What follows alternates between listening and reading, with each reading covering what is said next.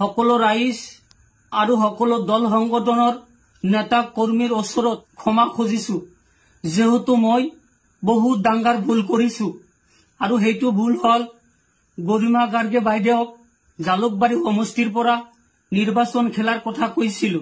ইনশাল্লাহ আপোনালোকে মোক ক্ষমা কৰি দিয়ক। মই ৱাদা কৰিছো এনেকুৱা কথা মোৰ জিন্দগীত কেতিয়াও আৰু নকওঁ। হাত জোৰ কৰি ভৰিত ধৰি ক্ষমা খুজিছো, আপোনালোকে মোক ক্ষমা কৰি দিব। সকলো ৰাইজে যাতে ভিডিঅ'টো চাব পাৰে আৰু মোক ক্ষমা কৰি দিয়াৰ সুযোগ পায়, অনুৰোধ কৰিছো ভিডিঅ'টো শ্বেয়াৰ কৰি দিব। সকলো ৰাইজ আৰু সকলো দল সংগঠনৰ নেতা কৰ্মীৰ ওচৰত ক্ষমা খুজিছো, যেহেতু মই বহুত ডাঙৰ ভুল কৰিছো আৰু সেইটো ভুল হল গৰিমা গাৰ্গে বাইদেউক জালুকবাৰী সমষ্টিৰ পৰা নিৰ্বাচন খেলাৰ কথা কৈছিলো। ইনশাল্লাহ আপোনালোকে মোক ক্ষমা কৰি দিয়ক।